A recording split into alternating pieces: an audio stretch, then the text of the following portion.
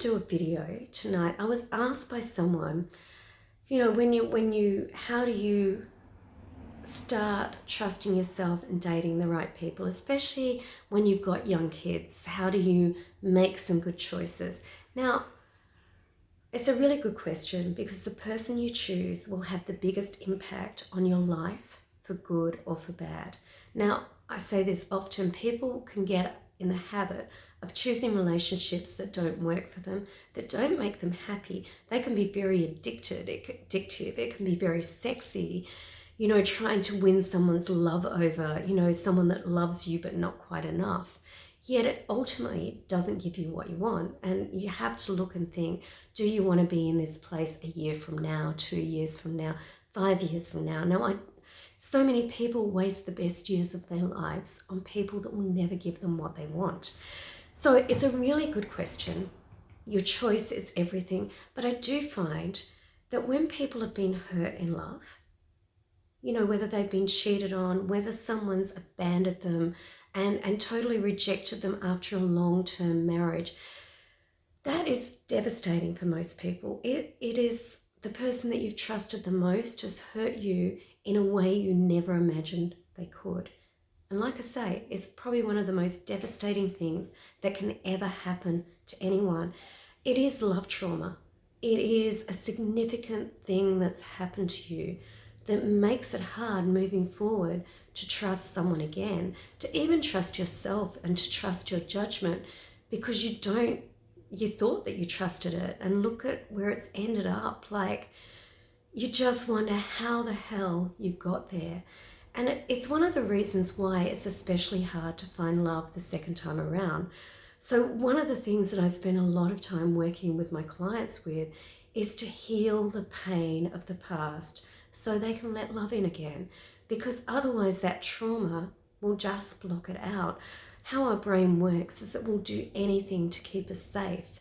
And if it starts to see love as unsafe, it will make sure that that doesn't happen for you again. And if, as well as what you don't repair, you end up repeating in one form or another, you either repeat it, you avoid it altogether, or you let something in that's not quite good for you. So I'll explain what I mean by that.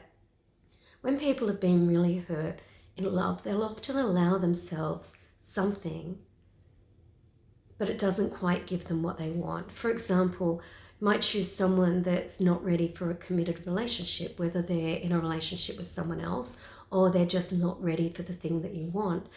They might choose or fall for someone who's never going to be in a relationship with them and have some form of relationship but not what they want.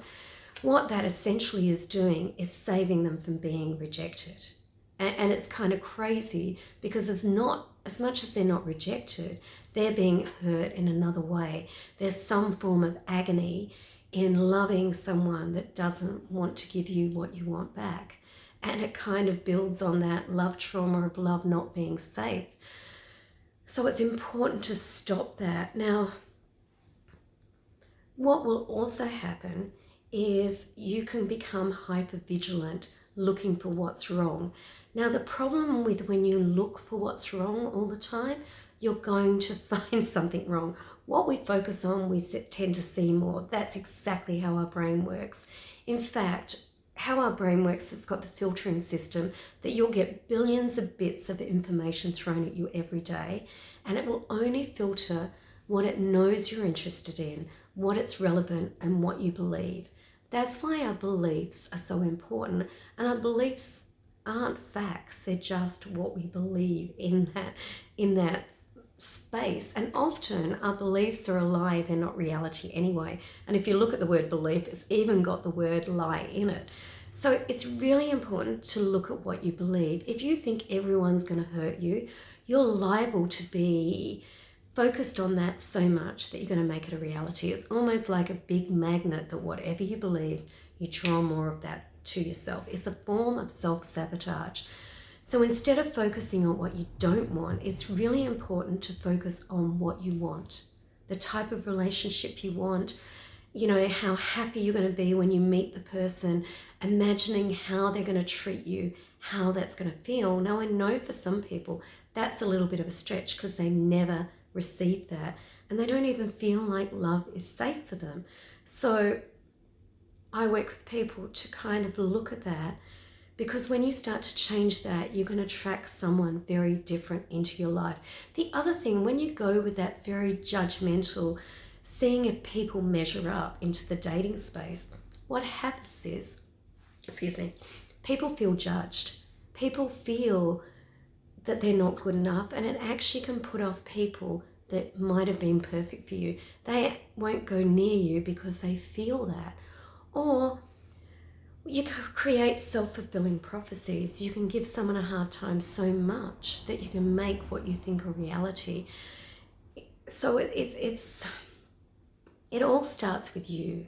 Every relationship, you are there, and you can change by just changing you and the results that you get. Now, the other thing that I want to say is that how we show up in relationships has a big impact on the other person and the results that you get. I recommend a lot of my female coaching clients read a particular book, and in this book she talks about how women become frog farmers. So we're looking for our prince and we end up turning them into frogs, essentially, by the way we act and by the way we come across.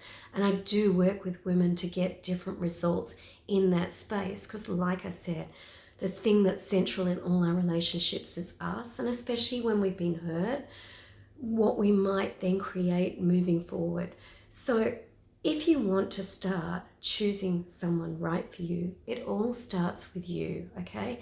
And it's also time to let go of those relationships that don't give you what you want. And look, they're very addictive. That person who loves you but not quite enough, where you're continually having to prove that you're good enough, there is some level of addiction in there, but that's not love. And ultimately, that doesn't make you feel good. It doesn't make you feel happy. In fact, there is research that it's very addictive, and withdrawing from that is like coming off drugs.